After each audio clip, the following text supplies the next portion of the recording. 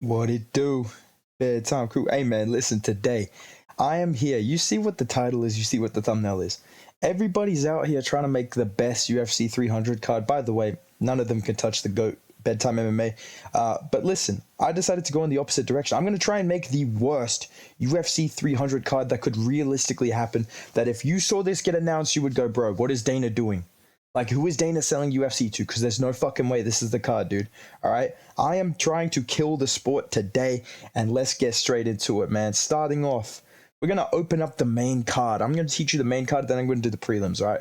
Opening up the main card, I want to see GM3, the middleweight GOAT, against Bo Nickel. This is a pay-per-view fight if there ever was one. This one just screams a million pay-per-view buys. I mean, you've got the unbelievable consistency of GM3 taking on the incredibly backed up hype of Bo Nickel. I mean, he's taking out absolute killers like Val Woodburn, Jamie Pickett, rest in peace, legends of the game. This is the fight that the UFC fans need to see. This is what we all want.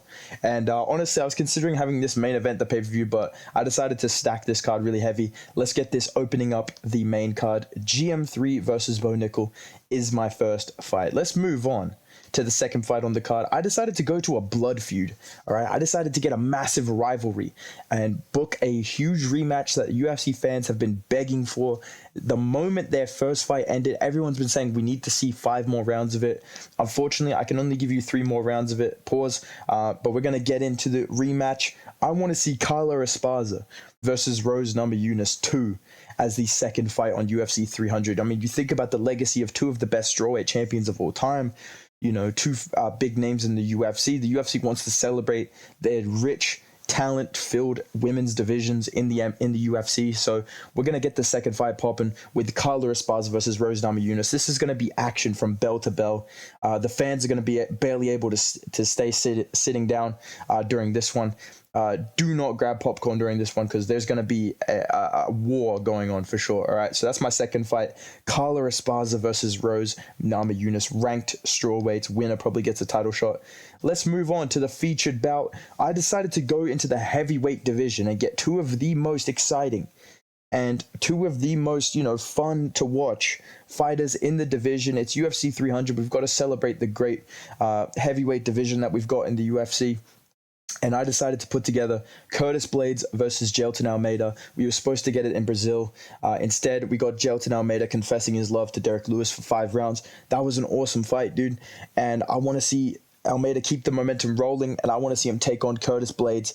I think this fight would be an absolute war, an absolute banger. And I really think this would sell a lot of pay-per-views as well. I mean, the trash talk of Curtis Blades is so crazy. He's basically like a prime Conor McGregor on the mic. Same with Jailton Almeida. And yeah, I think this would be an absolute war to watch. Makes sense ranking-wise as well. We've got 2 top 10 heavyweights. I mean, what's not to love about this huge card?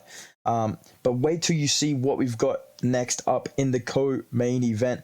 I decided to put together an absolute classic, all right? I decided to put together one of the best trash talkers in the UFC's history and a rightful number 1 contender in the bantamweight division. These are the 2 guys that definitely need to fight to decide who's next for the belt. High stakes, should be 5 rounds for the co-main event. It may not be 5 rounds, but this is a high stakes, high octane matchup. Definitely going to be a decision. I want to see Henry Cejudo against Merab Dvalishvili as the co-main event of UFC 300. I mean, guys, listen, you guys. Henry Cejudo, I'm a big name, you guys. I'm top 6 of all time, guys. Listen, guys, listen. Don't check my resume, guys. I'm top 6 of all time, guys. Guys, I taught John Jones how to guillotine Cyril Gane, you guys. I told him Cyril Gane was going to kick him, you guys. I said he's going to have to wrestle him, guys.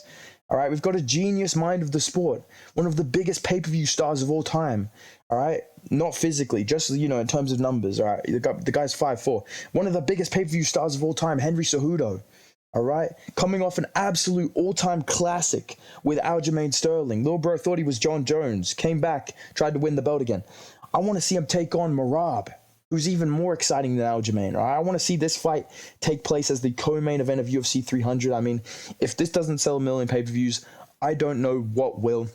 Again, you could do 5 rounds, you could do 3 rounds.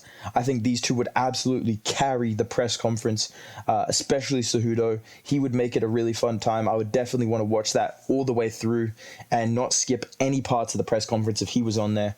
So that's my co-main event. I want to see Henry Cejudo against Merab Dvalishvili as the co-main. Let's move on to the main event. I had to look long and hard. Pause. All right. I had to search like it's Google. Trust, all right? I had to search like it's Google. I had to look up what title fight should I have headline UFC 300. I looked at millions of options. You know, I thought about doing the money rematch between Bilal Muhammad and Sean Brady, a 10-round super fight main event. I thought about that, you know. I considered many other options, but I decided to put together the biggest super fight you could possibly make to headline UFC 300 without Amanda Nunes in the sport anymore. I want to see Alexa Grasso versus Valentina Shevchenko 3. This fight keeps me up at night. I cannot stop thinking about this fight. I mean, the footwork of Alexa Grasso, and everything else that comes with the matchup, I don't really care. No, but this would be an absolute banger main event. We're going to celebrate the diversity that's in the UFC, the great women's divisions that we've got that every UFC fan loves. Cannot wait to watch this fight. I think this would be an absolutely amazing announcement to wake up to and go, oh my God, guys. I'd be telling casuals about this. If this got announced, I'd be like, guys, you got to watch this, dude. You got to watch UFC 300 with me, dude. It's Alexa Grasso versus Valentina Shevchenko 3, bro. The trilogy. It's the best trilogy in the sport, in my opinion. It's the only fight you can make to headline UFC 300, and I think this is the way to go. So that's my main card. We've got Grasso Shevchenko. We've got Merab versus Cejudo. Featured fight, we've got Almeida versus Blades. That's going to be fight of the night for sure. If Esparza versus Namajunas doesn't deliver as good as the main event, as the first fight, and then opening the card, we've got the middleweight GOAT GM3 against the very well-proven, not overhyped at all, Bo Nickel, opening up the pay-per-view card. Tell me that doesn't sell 2 million pay-per-view buys, dude. All right, now let's talk about the prelims, okay? Because UFC 300, we need banger prelims. We're all going to be waking up early in Australia to watch this fight. Americas, you guys are going to be staying up. Way past your bedtime, pause, you know, staying up past your bedtime like it's bedtime MMA. I gotta stop this Izzy fucking thing, dude. But listen, bro, let's start the prelims. Opening up the prelims, I want to see two of the most exciting fighters in the UFC, Mark Madsen versus Jordan Levitt. This fight, somebody's gonna finish for sure. It probably will go to decision though, but this would be an absolute banger of a fight, man. Like the way these two match up, I'm getting excited just thinking about this fight, dude. I mean, you think about the way this fight might end. You think about the way that this fight may actually finish at some point. We can move on to other fights. This is an absolute banger. This is what we need on UFC 300, this quality of fights. Wait till you see the rest of the prelims. Let's move on, all right? Because there's one division that I need to see more fights out of on pay-per-views. I don't think we have enough of these fights on pay-per-views. I want to see more women's flyweight fights, okay, dude? And I want to see Tabitha Ricci. Anyways, moving on to the next fight. No, okay. Dude, I'm just going to move on. That was a good joke. All right, let's move on to the prelim featured fight. All right, I want to put some young prospects on, all right? UFC 300, obviously, we're going to sell a lot of pay-per-views with the huge main event, the co-main event that we've got, you know, the huge money fight between Curtis Blades and Jailton Almeida. So we want to put some prospects on as well and build their name up based on the hype of this incredible supercard. So I decided to put Christian Rodriguez on UFC 300. I'm going to move him up to featherweight. He's missed weight a couple times. Christian Rodriguez, what a fat ass this guy is. I mean, completely. He's frankly one of the worst weight cutters I've ever seen. Okay, we're going to move him up to featherweight, and I thought, who's the most exciting matchup I can put him against? I want to see Christian Rodriguez against Ryan Hall. This would be an absolute war of a fight. I think this would be very exciting to watch. Unironically, this might actually be one of the better fights that you'd watch on this card. But all jokes aside, Christian Rodriguez versus Ryan Hall is the money fight to make. This is a good step up for him. It's a good entry to featherweight. Then you can move him on to some bigger fights. And I think this is a good matchup for him, dude. I think that would be a really good featured prelim that people would not want to miss. All right, dude. So that's my featured bout. Let's move on to the co-main event of the prelims. There is one man that everybody wants to see on UFC 300. It's Jim Miller, dude. A lot of people are talking, let's do Jim Miller versus Paddy Pimblett. Mate, I swear to fucking God, lad, UFC 300, mate, I'm going to be fucking 300 pounds by the time the fucking fight happens, lad. I swear to God, I'm not making fucking weight, mate. Fuck that. You know, they're talking about Jim Miller versus, you know, Paul Felder, Tony Ferguson.